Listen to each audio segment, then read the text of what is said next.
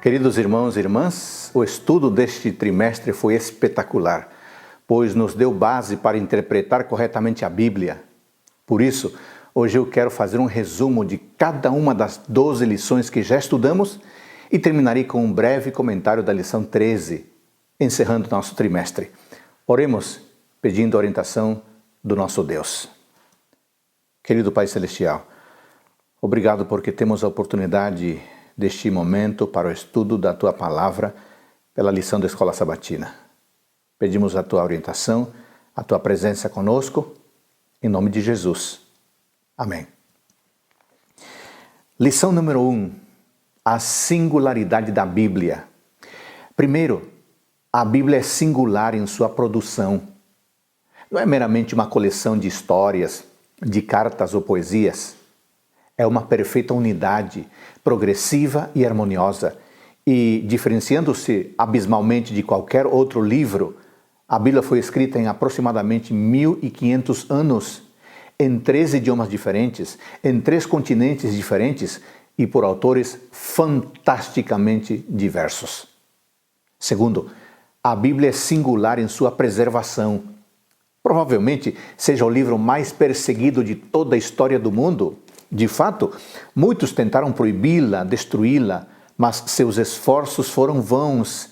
Ela é uma bigorna que tem esmiuçado muitos martelos. Terceiro, a Bíblia é singular em suas proclamações. Na época de sua escrita, mais de 1/4 de seu conteúdo era profético, a maior parte tendo já se cumprido com espantosa precisão. Seus temas abrangem desde o céu até o inferno, do bem ao mal, do Criador à criatura, do passado ao futuro, passando pelo presente. Finalmente, a Bíblia é singular pelo seu resultado. Como nenhum outro livro, a Bíblia influenciou e influencia profundamente a cultura, o pensamento, a história do mundo, modelando a arte, a música, a moralidade, a oratória, a lei, a política, a filosofia e a literatura, além de influenciar pessoas, claro. Lição número 2, a origem e a natureza da Bíblia. Essa foi a lição número 2. Deus inspirou a verdade nas mentes dos homens, os quais expressaram estas mesmas verdades em suas próprias palavras, que foram consolidadas nas Escrituras. Portanto, inspiração é o processo através do qual Deus comunica sua verdade eterna. Eu vou explicar didaticamente o processo da inspiração em 3 estágios. Acompanhe para você entender este assunto. Número 1. A inspiração não atua nas palavras do ser humano ou em suas expressões. A inspiração atua na própria pessoa. Número 2. Sob influência do Espírito Santo, o escritor é dotado de pensamentos, mas as palavras registradas na Bíblia recebem a marca da mente individual do escritor. Número 3. A mente e a vontade divinas combina com a mente e a vontade humanas. Assim, as declarações que encontramos na Bíblia são a palavra de Deus. Lição número 3, a visão de Jesus e dos apóstolos acerca da Bíblia. Jesus Cristo claramente considerou que as Escrituras são divinamente inspiradas, oferecidas através de instrumentos humanos. Isto pode ser ilustrado pelo fato de ele atribuir ao Espírito Santo, lá em Marcos 12:36, as palavras de Davi, no Salmo 10, versículo 1. Mas o exemplo mais conhecido provavelmente seja o que ocorreu quando ele visitou a sinagoga em Nazaré. Ao ler a passagem de Isaías 61, 1 e 2, ele declarou que seu cumprimento acabara de ocorrer diante dos ouvintes. Lucas 4:21. O modo como Cristo usa as Escrituras nos mostra que ele a considerava autoritativa. Um claro exemplo disso é Mateus 4, onde ele usa com insistência a frase "está escrito", versos 4, 7 e 10. Lição agora número 4. A Bíblia a fonte autoritativa de nossa teologia. Alguns acham que as Escrituras devem dominar a experiência. Outras pessoas acham que a experiência deve dominar as Escrituras. Outras pessoas igualam a experiência com a Escritura. E aí? Que postura escolher? Irmãos, a melhor postura é ter a Escritura mediando a experiência. A Bíblia afirma de maneira categórica que nossa experiência salvífica com Deus deve ser instruída e mediada pela palavra escrita de Deus. Paulo explica o seguinte no livro de Romanos, capítulo 10, versículos 13 a 15. Romanos 10, 13 a 15. Ele diz assim: todo aquele que invocar o nome do Senhor será salvo. Como, pois, invocarão aquele em que não creram? E como crerão naquele de que não ouviram falar? E como ouvirão se não houver quem pregue? E como pregarão se não forem enviados? Este e outros convites bíblicos para viver fielmente pela palavra de Deus implicam que a palavra precede, a palavra orienta a experiência. Lição número 5. Somente pelas Escrituras, sola Escritura. Um princípio fundamental apresentado pela Escritura a respeito de si mesma é o de que somente a Bíblia, sola Escritura, é a norma final da verdade. O texto clássico que exprime essa premissa básica está em Isaías capítulo 8, versículo 20. Isaías capítulo 8, versículo 20, que diz assim: à lei e ao testemunho, se eles não falarem de acordo com esta palavra, não terão a luz da manhã. O princípio da sola Escritura é o fundamento da suficiência da Escritura. E como consequência disso, a Bíblia é única como guia infalível da verdade. Ela é suficiente para nos dotar de sabedoria, a sabedoria que leva à salvação. É o padrão pelo qual toda doutrina e experiência devem ser testadas. A Escritura, portanto, amigos, fornece a estrutura, a perspectiva divina, os princípios fundamentais para todo ramo de conhecimento e de experiência.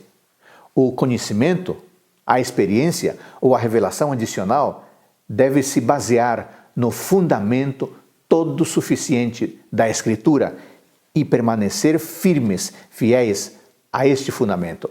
Assim, confirma-se o grito de guerra da Reforma, sola Escritura, ou seja, a Bíblia e a Bíblia somente como a norma final da verdade. Todas as outras fontes de conhecimento devem ser testadas por este padrão infalível.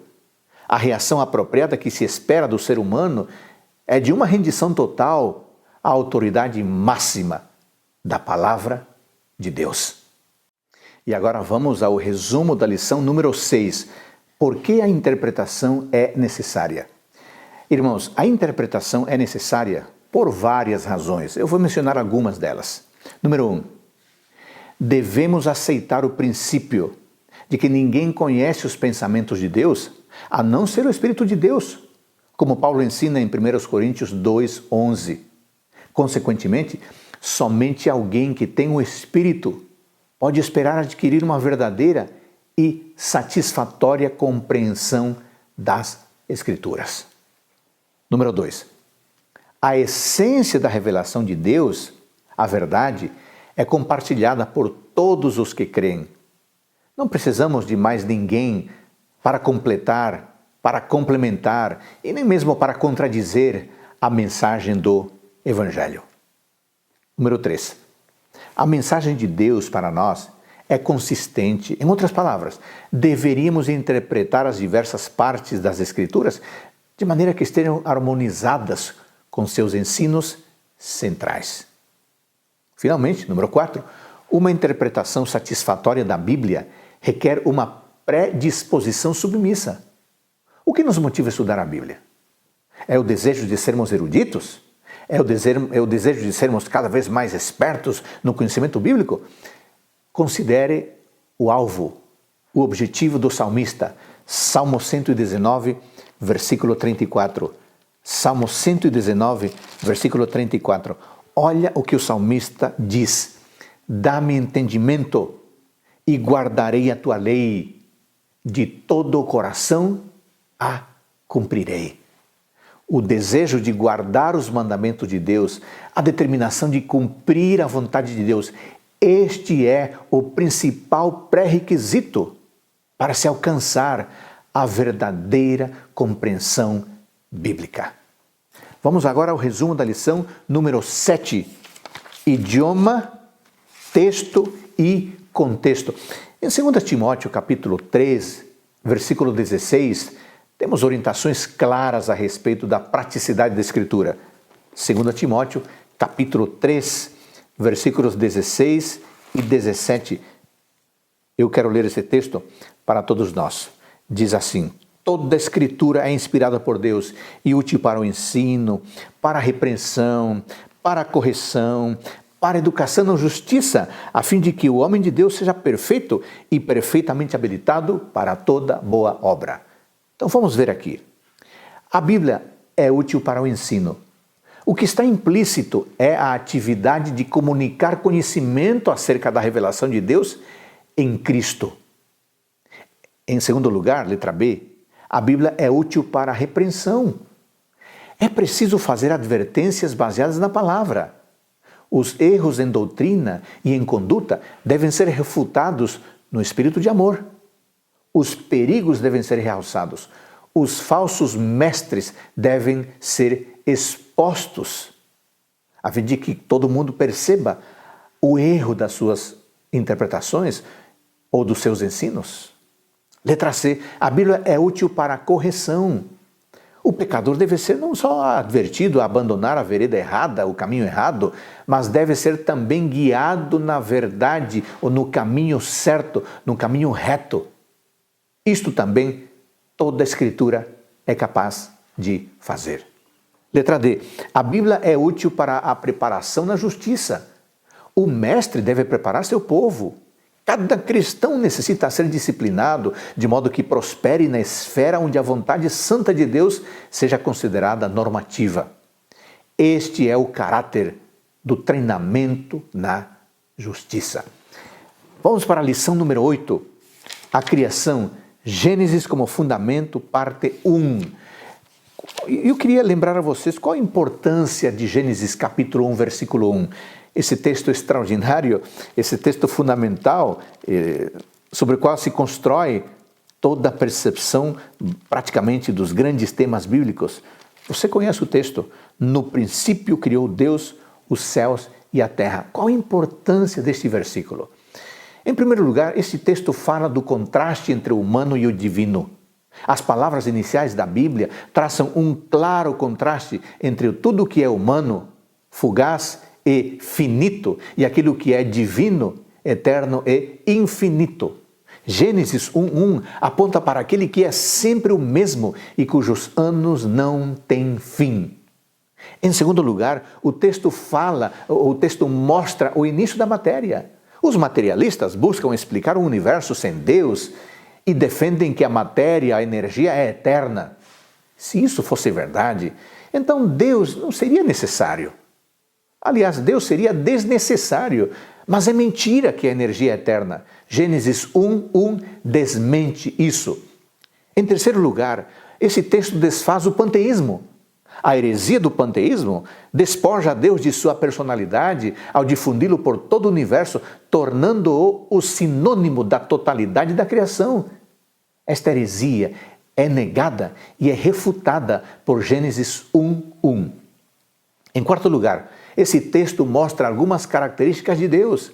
Gênesis apresenta um ser onipotente, que possui personalidade, que possui vontade, propósito e que, pelo fato de existir antes de tudo mais, e portanto não depender de nada, exerceu sua vontade divina e criou os céus e a terra. Em quinto lugar, Gênesis 1:1 acaba com algumas especulações. Nada sabemos sobre o método da criação além da concisa declaração de Moisés. Disse Deus, e assim se fez, que é a misteriosa e majestosa nota dominante no hino da criação. Então, não adianta ficar especulando sobre os detalhes, porque não há detalhes.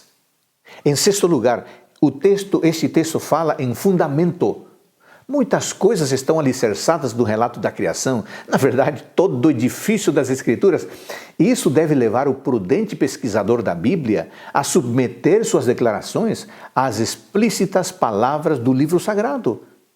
Quando o vasto campo da especulação vaguear por áreas desconhecidas de tempo e espaço, o melhor a fazer é enfrentar a situação com a simples resposta: está escrito.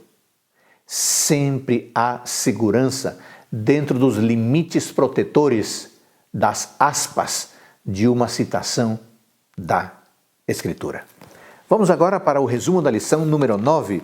A lição número 9 é a criação, Gênesis como fundamento, parte 2. Irmãos, a narrativa da criação, no Gênesis, apresenta não somente o registro verídico das origens, mas ao descrevê-lo, traz inúmeras salvaguardas contra a mitologia.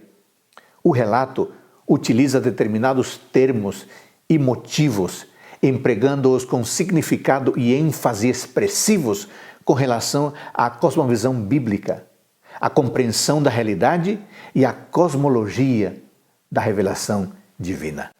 Esses capítulos iniciais da Bíblia, especialmente Gênesis 1 a 11, contém um relato de como tudo começou, com o foco nos começos naturais e históricos e na história subsequente do mundo e da humanidade. Embora isso seja importante em si mesmo, passa a ter maior significado quando se reconhece que o relato da criação em Gênesis é inigualável, não tem rival. Em lugar algum no Antigo Oriente Próximo ou no Egito há algo semelhante registrado. As palavras específicas para Criador, criação e criatura relacionadas a Deus, mundo e humanidade, em Gênesis 1 e 2, definem todo o tom da maravilhosa e singular mensagem salvífica apresentada na Bíblia. Vamos para a lição número 10, a Bíblia como história.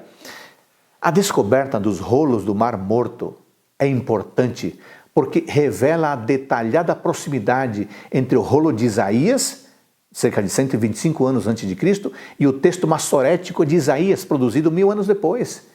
Isso demonstra a extraordinária exatidão com que foi copiada a Bíblia, a extraordinária exatidão com que a Bíblia chegou até nós num período de mais de 1000 anos. Quando se comparou o texto massorético com os textos de Qumran, descobriu-se que eram quase idênticos. Quase idênticos. Não há, portanto, irmão, nenhuma razão para duvidar de que aquilo que os escritores do Antigo Testamento escreveram é essencialmente o mesmo que hoje nós temos em nossas Bíblias. Nenhum outro documento antigo similar foi transmitido de forma tão exata como o Antigo Testamento, sobretudo porque os escribas judeus e os massoretas tratavam a palavra de Deus com a máxima reverência imaginável. Eles chegaram a criar um complexo sistema de contar os versículos, palavras e letras do texto para proteger a mensagem de qualquer acréscimo ou omissão. Todo rolo que não atendia aos padrões era enterrado ou queimado. Desta forma, nós entendemos a seriedade com que a palavra de Deus chegou até nós. E agora vamos para a lição número 11, a Bíblia e as profecias. Nós, adventistas do sétimo dia, adotamos o historicismo. A interpretação historicista vê as profecias apocalípticas em um modo contínuo, isto é, as profecias de Daniel e Apocalipse apresentam o grande quadro do futuro, desde o tempo do profeta até o reino de Cristo. Fortes evidências para isto podem ser encontradas na maior série de símbolos que se estende através dos séculos, tanto em Daniel, aqui na Bíblia, quanto no Apocalipse. Daniel 2 e 7, por exemplo, apresentam a série de figuras de metais e animais que simbolizam os reinos que sucederiam um ao outro, até que o reino eterno de Deus seja estabelecido, a pedra de Daniel 2, ou até o tempo em que os santos do Altíssimo entrem no reino eterno, Daniel 7. Daniel 11 e 12 repetem esse modelo. descrevendo as ações de governantes individuais ao longo do caminho. Há, portanto, irmãos, forte evidência interna no livro de Daniel e Apocalipse de que estas profecias intencionaram dar aos seus ouvintes e leitores uma abrangente visão da história do ponto de vista de Deus. E a lição número 12, nós já estudamos, vou fazer um breve resumo, lidando com passagens bíblicas difíceis. Irmãos, existem erros na Bíblia? Bom, se erro quer dizer que a Bíblia ensina coisas erradas ou que é falível e historicamente indigna de confiança, a resposta é não. A Bíblia é a infalível revelação da verdade e da vontade de Deus. Muitos dos supostos problemas na Bíblia não têm que ver com o texto em si, mas com os intérpretes. Além disso, a confiabilidade histórica desse livro vem sendo confirmada por novas descobertas na arqueologia e em outras ciências, sobretudo depois do surgimento da crítica bíblica. A insinuação de que a Bíblia contém erros pode ser facilmente mal interpretada para dar a entender que Deus comete erros ou que Ele os colocou no texto sagrado, mas isso não é verdade. As discrepâncias e imperfeições encontradas nas Escrituras se devem tão somente às fraquezas humanas. Não há dúvida de que realmente encontramos declarações desafiadoras e até mesmo discrepantes na Bíblia, mas nenhuma delas afeta negativamente o ensino e a confiabilidade histórica das Escrituras. Irmãos, podemos ter plena confiança de que a Bíblia que hoje temos em nossas mãos é a verdade de Deus, capaz de tornar sábios para a salvação todo homem e toda mulher de boa vontade. E finalmente chegamos à lição número 13, vivendo pela palavra de Deus. A Escritura, irmãos, é autenticada pelo Espírito Santo. Isso é muito importante. Por que os cristãos creem que a Bíblia é a palavra de Deus? 66 livros formando um único livro de instrução no qual Deus nos revela a realidade da redenção por meio de Jesus Cristo. Por quê? Por quê? A resposta é que o próprio Deus confirmou isso mediante o que chamamos de testemunho interno do Espírito Santo. O testemunho do Espírito Santo sobre a Escritura é como o seu testemunho a respeito de Jesus, que encontramos em diversos textos. Por exemplo, João capítulo 15, versículo 26. Eu quero ler esse texto com você. João 15, 26. O que diz aqui em João 15, 26? Olha só. João capítulo 15, versículo 26. Quando, porém, vier o Consolador, que eu vos enviarei da parte do Pai, o Espírito da verdade, que dele procede, esse dará testemunho de mim. O testemunho do Espírito sobre a Escritura é como o testemunho que o Espírito dá sobre Jesus. Irmãos, não é uma questão de dar nova informação, não. Mas é uma questão de esclarecer mentes que estavam antes obscurecidas, que não discerniram a divindade por meio da apreensão de seu único impacto. O impacto de um lado do Jesus do Evangelho e de outro lado das palavras da Escritura Sagrada. O Espírito Santo ilumina o nosso coração, a nossa mente, para nos dar a luz do conhecimento da glória de Deus, não somente na face de Jesus Cristo, mas também no ensino da Sagrada Escritura. O resultado desse testemunho é um estado de espírito em que ambos, Salvador e Escritura, se evidenciam diante de nós como divinos. Jesus, uma pessoa divina.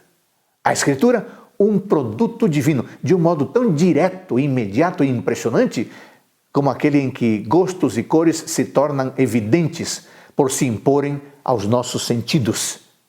Em consequência, não mais achamos possível duvidar da divindade, seja de Cristo ou seja da Bíblia.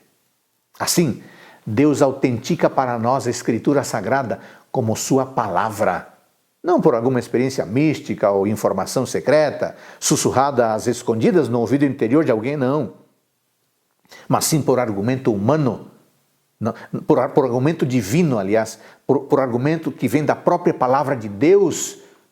Também não pelo testemunho isolado de igreja, não pelo testemunho ou pela argumentação de uma pessoa preparada, não é por isso, ainda que tudo isso seja comovente, ainda que tudo isso seja impactante, mas como é que Deus procede? Deus traz o seu testemunho por meio de sua luz que ilumina, de sua luz que nos transforma, da sua palavra que nos aponta o caminho. E aqui na palavra nós encontramos a evidência de todo o trabalho que Deus, o Pai, Deus o Filho e Deus o Espírito Santo fazem em nosso favor. O impacto dessa luz e desse poder é o próprio testemunho do Espírito, pela palavra que atinge o nosso coração. Argumento, testemunho de outrem e a nossa própria experiência pessoal podem nos preparar para receber esse testemunho, mas sua concessão, como a concessão da fé na divina obra salvífica de Cristo, é prerrogativa, é exclusividade, é soberania de quem? Do Espírito Santo. É Ele que nos aponta o caminho, é Ele que nos faz compreender quando nós lemos esta palavra sagrada. A iluminação, irmãos, do Espírito Santo, testemunhando a divindade da Bíblia, e é a experiência cristã universal, é a experiência que nós precisamos adquirir. Não é apenas aproximar-se do texto e lê-lo como pura literatura, como diversão ou para preencher o tempo, não. É a proximidade ao texto, considerando a sua origem divina. Somente o Espírito Santo é capaz de autenticar esta experiência em cada um de nós. Muitos cristãos, muitas pessoas não têm sabido compreender isto e por causa disso têm perdido muitas bênçãos que há quando nos aproximamos e lemos a palavra de Deus de uma maneira humilde, iluminados, orientados pelo Espírito Santo. Eu queria falar de mais um tópico que está aqui na lição, horas tranquilas com a palavra de Deus. Com o passar do tempo, algumas pessoas têm descoberto que é fundamental como cristãos, como cristãs, dedicar tempo à palavra de Deus. É muito importante que o estudo da Bíblia, passando tempo com ela, com tranquilidade, com tempo, com calma, com profundidade, tudo isso é muito proveitoso. Ler a palavra de Deus com calma, com atenção, traz muitas bênçãos para quem pratica isso. Eu gosto muito de uma citação de Ellen White, que de maneira magistral ela dá orientações hermenêuticas. Ela diz assim: tome o estudante da Bíblia um versículo e concentre o espírito em descobrir o pensamento que Deus pôs ali para ele. E então se demore nesse pensamento até que se torne seu também. Livro Educação, página 189. Nesta curta e extraordinária citação, como estudantes da Bíblia, somos orientados em alguns aspectos importantes. Por exemplo, prefiramos textos curtos e não longas porções. Evitemos qualquer distração e concentremos o nosso intelecto na leitura. Exerçamos capacidade analítica com a finalidade de encontrar ideia contida no verso. Este é o ponto-chave para a reflexão. Outra coisa, não tenhamos pressa. Concentremos o intelecto na reflexão sobre a ideia descoberta. Outra ideia, captemos o que está escrito, de modo que isso passe a fazer parte do nosso sistema de pensamento, da nossa vida. Irmãos, estamos encerrando o estudo deste trimestre. Foi extraordinário estudar com você como interpretar as Escrituras. De hoje em diante, com todas essas informações que foram apresentadas, que foram estudadas ao longo de 3 meses, com todas essas informações, esse conhecimento, agora você deve se aproximar da Bíblia com cuidado, para ler com atenção e para interpretá-la corretamente. Muito obrigado por você me acompanhar no estudo deste trimestre. Que o Senhor Todo-Poderoso nos abençoe a cada dia ao estudarmos a Bíblia e ao estudarmos também a lição da escola sabatina e que possamos seguir os seus preceitos. Na próxima semana estaremos de volta, mas com outro tema. Eu espero você. Que Deus o abençoe.